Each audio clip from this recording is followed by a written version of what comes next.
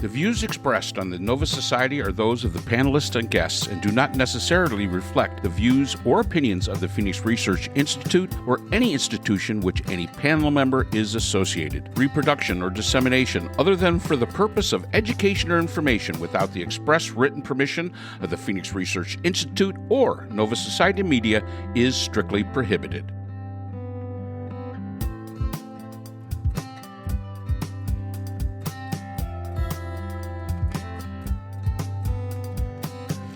We'd like to welcome everyone back to the Nova Society, and today we continue our conversation with Glenn Kirschner, former federal prosecutor, former contributor of legal matters to MSNBC and NBC. And today we are going to be taking up the conversation and asking, what can the average person do in these times of such uncertainty? So let's listen in. What do you see as the possibility? What can the average person do? Because we get a lot of emails in, because we talk a lot about these subjects, and a lot of our listeners, they do understand the law. They do critical and analytical thinking skills, and don't get their degree from Google University. What can the average person do in a case like this? You've got Pam Bondi, who has an enemies list. You got Kash Patel, who probably will be confirmed. They're going after a special prosecutor, which I'm not even sure that's even been done before. What can the average person do at this point in time with a justice system that seems to be either crumbling or corrupt right in front of our eyes? Well, Glenn, could I jump in just to say, before we get to the ordinary people out there? Sure. Could we go back to the Senate for a second? Because they're going to confirm Kash Patel this week. And they have to understand, I'm pretty sure, that Mitch McConnell is now on the enemies list. Yeah. Their former leader, their former colleague. Yeah. At what point do they stop sticking their head in the sand and say to themselves, we're being lied to. We know we're being lied to, right? If we all know it, they have to know it. And we're going to put our foot down on this, because I don't see anybody. I do believe that Kash Patel is going to be confirmed. And if the Senate isn't willing to defend themselves, and every single one of them could end up on an enemies list if they just say the wrong thing, then there's really no hope for the rest of us. Yeah. So to answer your question directly, when will they pull their heads out of the sand and assert themselves? The answer, I think the best answer I can give is probably never, because it doesn't seem like they've been willing to listen. I was somewhat encouraged when they basically stood up, albeit anonymously, and said no to Rick Scott as Senate Majority Leader and selected the third choice, not the one the Trump administration wanted, when they basically pushed back anonymously against the Gates nomination as Attorney General, and that had to be withdrawn. I'm like, ooh, look, maybe the Senate is going to grow at least a vertebra or two. But then they have continued to let us down. So I think they're going to continue to let Trump walk all over them and hope that his wrath never turns to them, but his wrath turns to everybody eventually. So I don't know. I don't think the Senate Republicans are interested in protecting their own constituents, never mind saving American democracy from an aspiring day one dictator. Trump's terms, not mine. I hope I'm wrong. I hope I'm dead wrong about that. So what about regular people? Yeah. So people are always like wanting action items. What can we do? And I don't have any better answers than everybody. Everybody probably has better answers than me. I can tell you what I do. One, I know that Donald Trump and his, lapdogs and flunkies want us despondent. They want us to lay down. They want us to feel defeated. They want us to be anxiety ridden. They want us to be hopeless.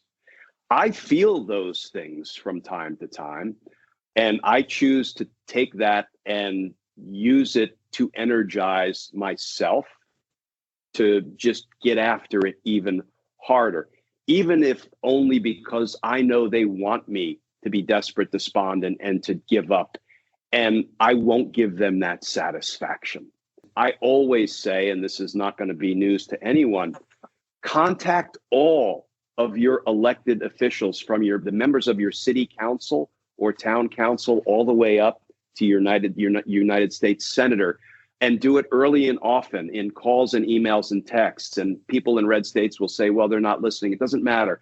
Do it anyway, because pressure bursts pipes, as the late Detective Lauren Ledman, who mentored me as a young homicide prosecutor, used to say, pressure bursts pipes. And all these folks want to get reelected, and that seems to be all that matters to some of them. So keep the pressure on. Here's the other thing I think you can do. There are so many great organizations who are in court fighting for all of us, whether it is CREW, the Citizens for Responsibility and Ethics in Washington, whether it's Free Speech for People, whether it's the ACLU. We all know that 25 state attorneys general filed one of these. I have legal pleadings. I have more piles of legal pleadings around me now than I had as a career prosecutor. There are people in government, there are people in nonprofit organizations who are in there fighting for us. Well, in a sense, they're kind of like our lawyers in court fighting against the lawlessness of the Trump administration. Why shouldn't we be helping them in any way we can, whether it's reposting their requests for financial support? I don't tell anybody who to donate to, but for goodness sakes, they're in there fighting for us. We should be supporting them in any way we can. And you can find these organizations. They're everywhere fighting the good fight. And then, of course, you can get out and protest. The Constitution says that we get to petition our government for a redress of grievances. Let's get out there and petition our government, because we have never had as many grievances against our government as we have right now. And, I think all of those things in combination, hopefully everybody can find some outlet that makes them feel like they're engaged and they're being productive. And listen, we've got midterms coming up. There's no such thing as a time of year when we're not in a dang election cycle. We're always in an election cycle. Midterms matter, probably more than ever now. And, I feel a little sheepish about saying vote the bums out because then everything's going to be okay. Well, we've been through how many cycles of that? That doesn't mean we should give up or stop trying to vote the bums out. So let's, and I don't mean to call people bums, but the saying, vote the bums out. So I think all of those things, pick one, just pick one and do it. Do it once a week, do a little bit each day. And it makes you feel better. It makes you feel like you're engaged, and you are engaged. It's not an illusion. So those are some of the action items that I know people have probably heard 100 times before. Yeah, and there are 3 special elections coming up. One in Mark's old home district up in New York for Lisa Stefanik's seat, 8th seat, and the Mike Waltz seat. All special elections coming. I think they've put off the New York one until like June or something like that. And I know that these are all probably safe seats for Republicans, but it seems to me that if you can find a candidate good enough to run in those, that we might be able to flip the House. Yeah. Well, I do know that my state senators, Mr. Scott and Mr. Graham, probably don't ever want to hear from me anyway, because I don't think there's 2 more diametrically different set of people on the political scale than me and Lindsey Graham. But, and you're right. If you want to have hope, you've got to get out there and you've got to work for it. This is your country. Either you work for, keeping it the way you want it, or you just basically sit back and just let it erode. And then really there's nobody to blame but yourself. Stay informed. Yeah. Be informed. Don't be that guy that sits and listens to, one news agency, some talking head on there. Be informed and understand that the better informed you are, the better you can make it for yourself and our country. So, Glenn Kirschner, thank you very, very much. It was absolutely a pleasure. Hopefully we'll be able to have you back on sometime. And again, everybody, check out Justice Matters. Glenn Kirschner. Are you every day, Glenn? Thanks very much. Is your thing every day? Yeah. So let me tell you, when I retired from the Department of Justice, I didn't think this would be my professional chapter 2. On YouTube, I post a legal analysis video every day, 7 days a week. It's also on audio podcast. And then I was a legal analyst for MSNBC for 6.5 years, but I just asked to be let out of my exclusive contract so I could start going on lots and lots of other outlets, which I wasn't permitted to do. So I'm preparing to go on lots of conservative media outlets, just so at least I can talk about the importance of the rule of law from the perspective of a 30-year prosecutor. And unless people, jump for the remote and try to turn me off, they're going to hear what I have to say. So, I felt like I was preaching to the converted, and now I want to try to talk across the Great Divide, and even more importantly, listen across the Great Divide for, folks from all walks of life, all political persuasions. And because, it's not us and them in this country as much as it seems like it. It's just us with different priorities and different ideologies, but it's still just us. And I think if we can start talking to one another and listening to one another, it might sound Pollyanna, but it's better than not doing those things. Well, how well do you handle death threats? Because so when I was a prosecutor, goes on those, yeah, those networks, they get them.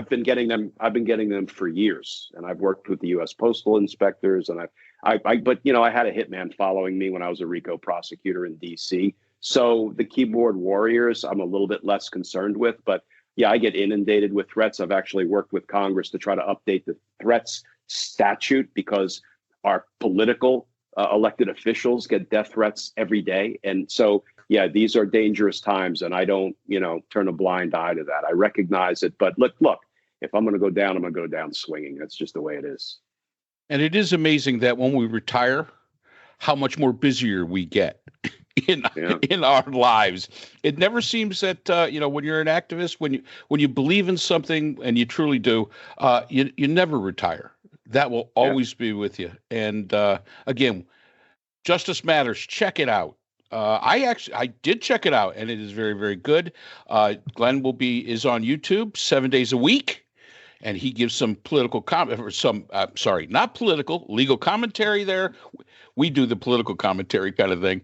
But Glenn, it was absolutely a pleasure having you. And we thank you for being a guest.